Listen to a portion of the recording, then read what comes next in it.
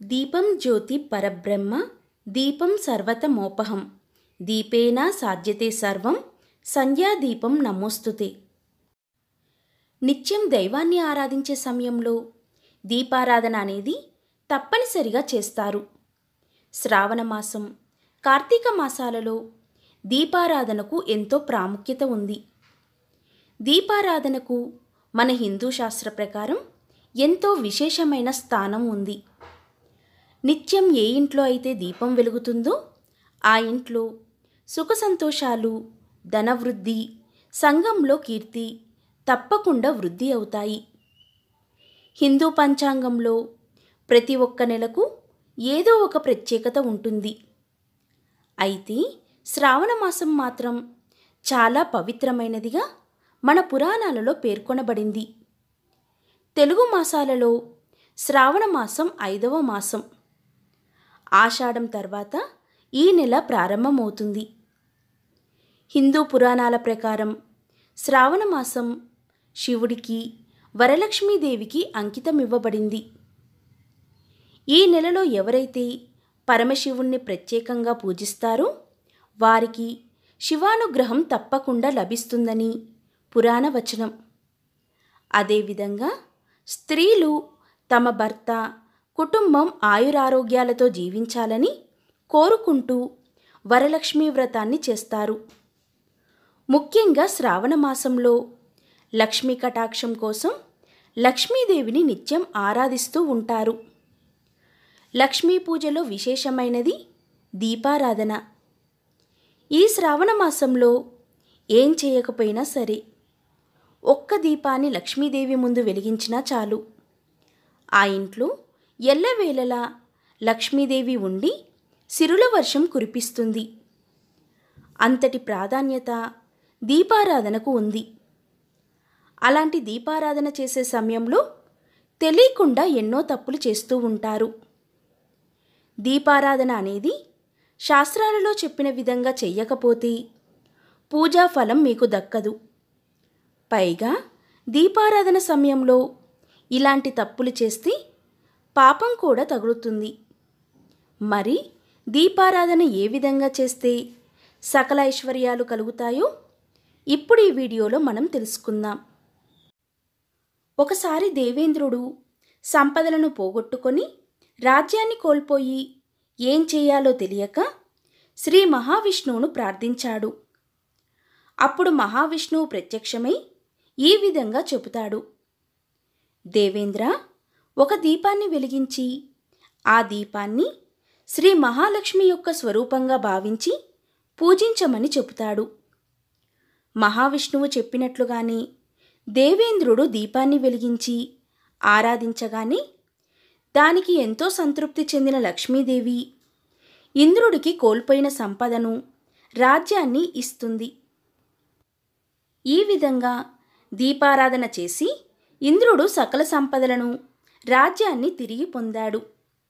అంతటి శక్తి దీపాన్ని వెలిగించడం వల్ల వస్తుంది.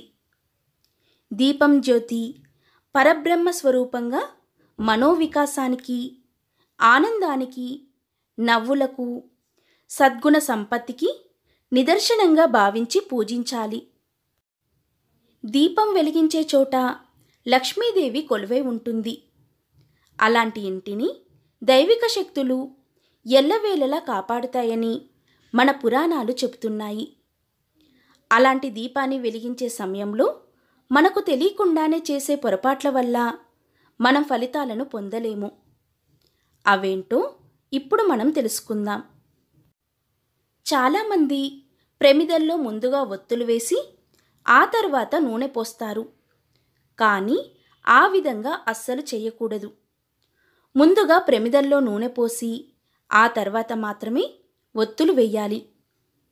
ఇక దీపారాధన ప్రమిదలు నేరుగా నేల మీద పెట్టకూడదు. ప్రమిద కింద ముగ్గు కానీ, లేదా ప్లేటు కానీ, లేకపోతే ఆకు కానీ ఉంచి దానిమీద ప్రమిదను పెట్టి దీపారాధన చెయ్యాలి. ఆకు అంటే తమలపాకు కానీ, రావి ఆకు కానీ ఉపయోగించవచ్చు. ఈ విధంగా దీపారాధన చేసే సమయంలో రావి ఆకు మీద ప్రమిదను పెట్టి దీపారాధన చేసినట్లయితే చాలా మంచిది. ఇక వెండి ప్రమిదలు, పంచలోహ ప్రమిదలు, ఇత్తడి, మట్టి ప్రమిదలు చాలా శ్రేష్టమైనవి. కానీ ఎట్టి పరిస్థితులలోనూ స్టీలు ప్రమిదలలో దీపారాధన అస్సలు చేయకూడదు. అలాగే ప్రతిరోజు శుభ్రంగా కడిగిన తర్వాతే దీపారాధనకు ఉపయోగించాలి. అలా కాకుండా శుభ్రపరచకుండా కేవలం ఒత్తులు మాత్రం వేయకూడదు. ఇక దీపాన్ని వెలిగించే సమయంలో నేరుగా అగ్గిపుల్లతో దీపాన్ని వెలిగించకూడదు. ఏకహారతితో అయినా లేదా అగరబత్తిని వెలిగించి దాంతో దీపాలను వెలిగించాలి. ఈ విధంగా దీపం వెలిగించాక ప్రమిదకి గంధం కుంకుమతో బొట్టు పెట్టి అక్షింతలు వేసి పూలను సమర్పించి దీపానికి నమస్కారం చేసుకోవాలి. ఎప్పుడైనా సరే దీపం వెలిగాక కనీసం అరగంట వరకు ఆ దీపం వెలిగేలా చూసుకోవాలి. అంతకన్నా తక్కువ సమయంలో దీపం కొండెక్కితే దీపం వెలిగించిన పుణ్యం మీకు దక్కదు. దీపం ఒకవేళ కొండెక్కినట్లయితే దీపం ఆరిపోయింది అని మనం పలకకూడదు. దీపం కొండెక్కింది అని పలకాలి. ఎప్పుడైనా సరే దీపాన్ని మనంతట మనం ఆర్పకూడదు. అలాగే దీపాన్ని ఒక్క వత్తితో వెలిగించకూడదు. ఒక్క వత్తితో కేవలం చనిపోయినప్పుడు మాత్రమే వెలిగిస్తారు. 2 ఒత్తులను తీసుకొని ఆ రెండింటిని ఒకటిగా చేసి దీపాన్ని వెలిగించాలి. ఎప్పుడైనా మీరు గమనించకుండా ఉన్నప్పుడు దీపం కొండెక్కినట్లయితే ఓం నమ శివాయ, ఓం నమ శివాయ అనే పంచాక్షరి మంత్రాన్ని 108 సార్లు జపించి మళ్ళీ దీపారాధన చేయవచ్చు. దీపారాధన చేసిన తర్వాత మరుసటి రోజు అదే ప్రమిదలో నూనె పోసి మిగిలిన ఒత్తులను వెలిగించకూడదు. ఇలా చేస్తే మహాపాపం అంటుకుంటుంది. ఈ విధంగా అస్సలు చేయకూడదు. ప్రతిరోజు కూడా ఒత్తులను తప్పకుండా మార్చాలి. అలాగే ప్రమిదలను శుభ్రపరచుకోవాలి. దీపారాధన అనేది తూర్పు, ఉత్తరం, ఈశాన్యం, ఆగ్నేయ దిక్కులను చూసే విధంగా పెట్టాలి. కానీ పడమర, దక్షిణ దిక్కులను చూస్తున్నట్లు ఉంచకూడదు. అదేవిధంగా దీపారాధన అనేది తెల్లవారుజామున 4 గంటల నుండి 6 గంటల మధ్య వెలిగిస్తే ఎన్నో అద్భుత ఫలితాలు కలుగుతాయి. క్రమం తప్పకుండా ఈ విధంగా 48 రోజుల పాటు చేస్తే మీ మనసులోని న్యాయపరమైన కోరికలు తప్పకుండా నెరవేరుతాయని మన శాస్త్రాలు చెబుతున్నాయి. ఇక ఈ శ్రావణ మాసంలో సాయంత్రం 6 గంటల నుండి 6 గంటల 30 నిమిషాల మధ్య లక్ష్మీదేవికి దీపారాధన చేస్తే ఎంతో మంచి ఫలితాలను పొందుతారు. ఉత్తమ జీవనం, అదేవిధంగా కుటుంబ సౌఖ్యాన్ని పొందుతారు. ఉద్యోగంలో ఉన్నతి, విద్యలో వృద్ధి అన్నీ కూడా కలుగుతాయి.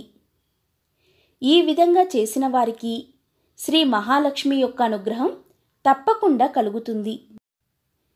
ఇక శ్రావణ శుక్రవారాలలో సాయంత్రం 5 గంటల 45 నిమిషాల నుండి 6 గంటల 15 నిమిషాల మధ్య వెలిగించే దీపాలను జ్యోతిలక్ష్మి అంటారు.